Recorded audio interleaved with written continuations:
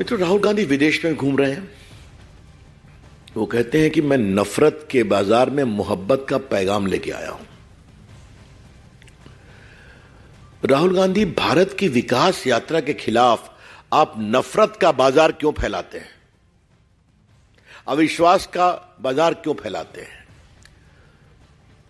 Mr. Rahul Gandhi, I wish to respond to your loud claim repeatedly made that you seek to spread love and affection in an atmosphere of hatred. But why you are spreading a market of pessimism, of almost open public display of lack of faith in India's development story?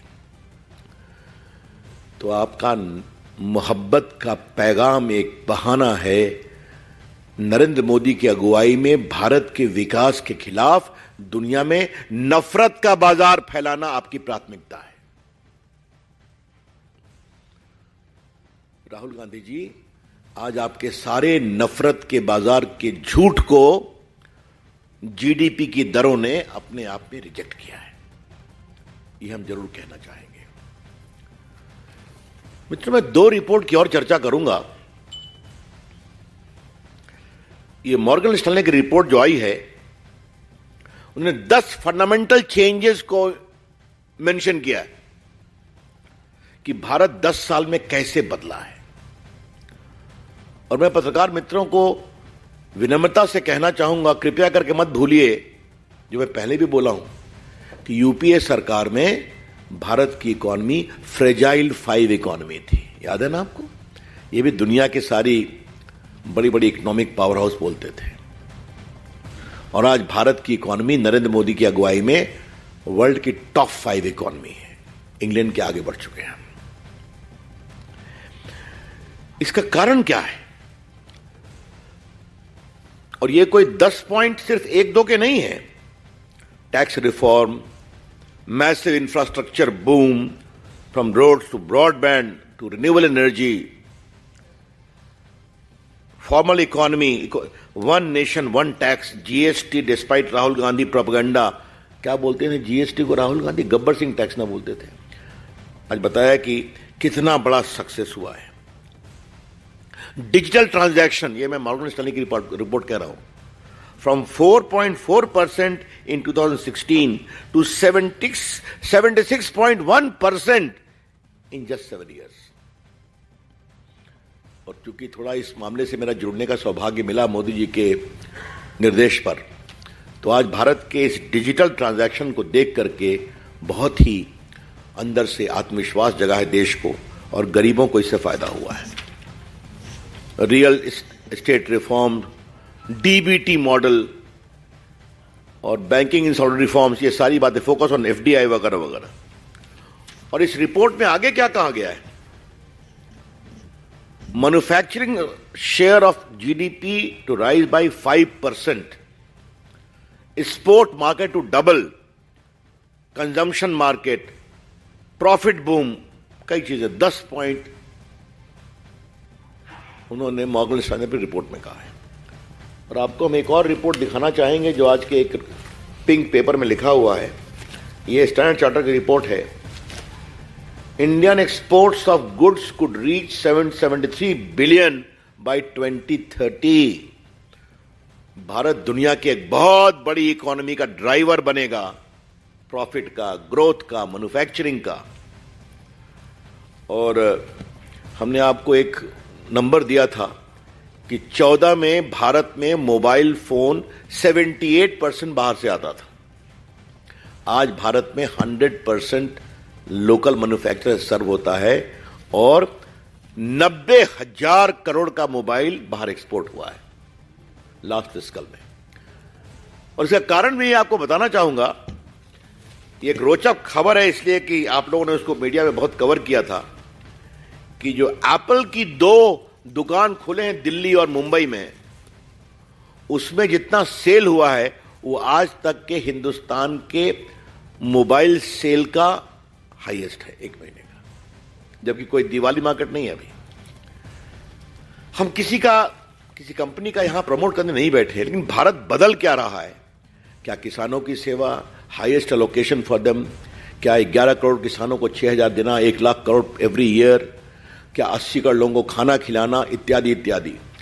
तो भारत आज गरीबों की चिंता, उपेक्षितों की चिंता, वंचितों की चिंता, किसानों की चिंता, उद्योग की चिंता, इंफ्रास्ट्रक्चर की चिंता।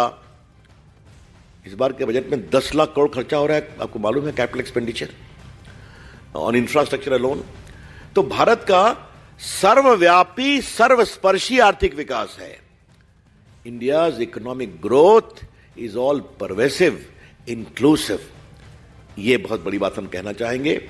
इसलिए आज ये बहुत ही बड़ा दिन है हमारे प्रधानमंत्री की अगुवाई में, जो भारत बदला है उसके लिए।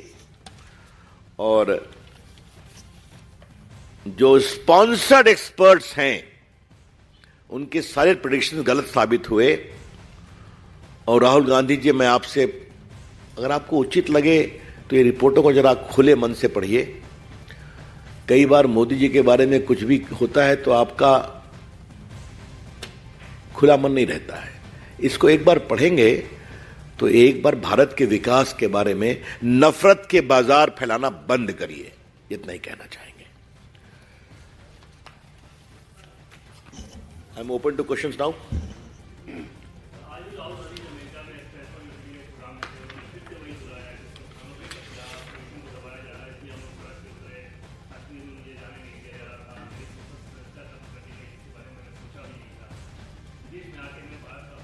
तो इस वक्त रविशंकर प्रसाद को आप सुन रहे थे। राहुल गांधी ने जो एक बार जाके फिर से विदेशों में बयान दिया है जिसमें बीजेपी पर सवाल उठाए। क्या आपको विदेश जाके भारत की आलोचना करनी पड़ती है? विदेश में देश की आलोचना कम, अपनी बात कहते हैं आप, लेकिन आपने भारत की प्रतिभा और भारत की छवि को बदनाम करना राहुल गांधी ने अपना लक्ष्य बना रखा है विदेश में। एक मिनट, तो ये कोई नई बात तो है नहीं। जो लंदन में कहा, जो जर्मनी में कहा, जो सिंगापुर में कहा, वही अमेरिका में कह रहा है। तो देश न सुनता है न सुनेगा। लेकिन इस बात की बहुत पीड़ा है कि जिस तरीके से उन्होंने संसद के बारे में कहा, क्या कहा था, आज भारत के संसद की वास्तुकला को दुनिया अप्रिशिएट कर रही, नई संसद को। उन्होंने क्या कहा था, it is a monument of arrogance. याद है ना आपको?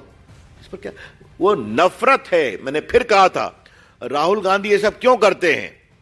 क्योंकि नरेंद्र मोदी की लोकप्रियता और भारत के प्रधानमंत्री हैं वो इसकी सच्चाई को स्वीकार नहीं कर पा रहे।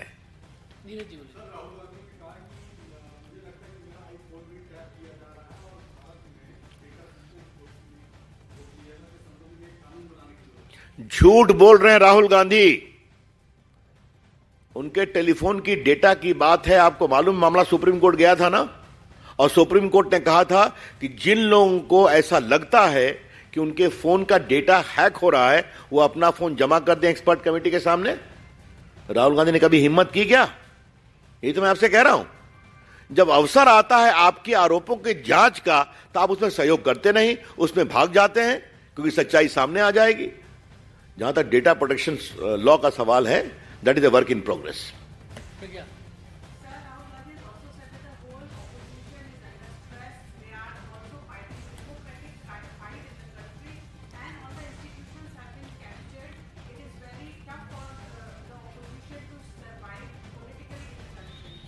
देखिए, आज का विषय भारत की अर्थव्यवस्था पर थी, लेकिन विदेश में बोला है तो मैं रिकॉर्ड इस ठीक करना चाहता हूं। भारत की नई संसद का इस तरह से तिरस्कार करना, यह इंस्टीट्यूशन का अपमान है। चुनाव आयोग के खिलाफ हल्की बातें करना, यह इंस्टीट्यूशन का अपमान है। सीवीसी के खिलाफ हल्की बातें करना, यह इंस्टीट्यूशन का अपमान है। सीएजे के खिलाफ 2G घोटाले में इन्होंने कितनी घटिया बात की, यह इंस्टीट्यूशन का अपमान है। और सुप्रीम कोर्ट के निर्णय पर दबाव में लाने की बात करना, यह भी इंस्टीट्यूशन का अपमान है। बाद में जब सुप्रीम कोर्ट में कंटेम्प्ट हुआ तो माफी मांग के आप बाहर आए। यह है कांग्रेस पार्टी राहुल गांधी के इंस्टीट्यूशन का सम्मान, जो लोकतंत्र के लिए जरूरी है। मीडिया के बारे में वो क्या कहते हैं आप उनके प्रेस में देख चुके हैं, मुझे बताने की जरूरत नहीं है। एक मिनट। और जहां तक हमारे नेता प्रधानमंत्री जी का सवाल है, तीन मूर्ति म्यूजियम सिर्फ नेहरू जी के लिए रिजर्व था।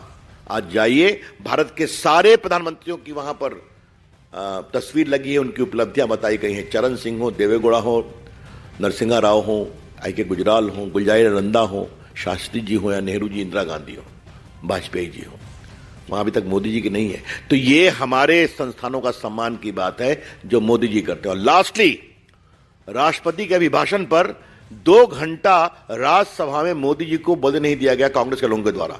आपको याद होगा ना? तो ये करते हैं वो संस्थाओं का सम्मान, और बाहर जाके विलाप करते हैं। तो लगातार यहां पर बीजेपी की तरफ से सवाल उठाए जा रहे हैं। जिस तरीके से राहुल गांधी की तरफ से विदेशों में बयान दिया जा रहा है, रविशंकर प्रसाद को आप सुन रहे थे, उनकी तरफ से कहा जा रहा है कि भारत की छवि को धूमिल करने की कोशिश राहुल गांधी की तरफ से वक्त वक्त पर विदेशों में हो रही है। नफरत फैलाना राहुल की प्राथमिकता है, वो कोई भी प्यार का पैगाम लेकर नहीं जाते हैं। नफरत का बाजार फैलाना वो बंद करें। तो बीजेपी का राहुल गांधी पर एक बार फिर निशाना, और वही बातें दोहराई जा रही है जो उनके लंदन प्रकरण और लंदन के बयान के बाद हुई थी, यानी छवि भारत की खराब करने की कोशिश हो रही है राहुल गांधी की तरफ से। राजनीति करने के लिए भारत है, लेकिन आप बार बार विदेशों में जाकर इस तरीके से स्टेटमेंट देते हैं, इसका मतलब कि आप बीजेपी का राहुल गांधी पर इस वक्त सबसे बड़ा हमला राहुल भारत के विकास के खिलाफ है। तो बीजेपी की तरफ से राहुल गांधी पर एक बार फिर से हमला बोला गया है। राहुल नफरत का बाजार फैला रहे हैं, ये बीजेपी की तरफ से वार किया गया है।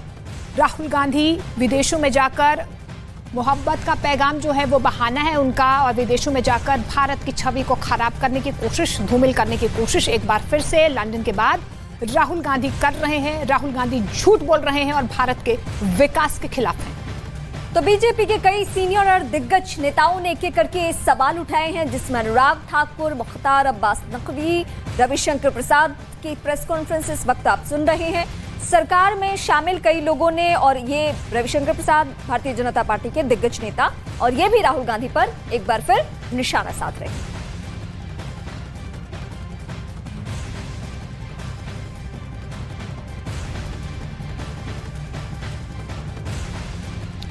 दिल्ली में साहिब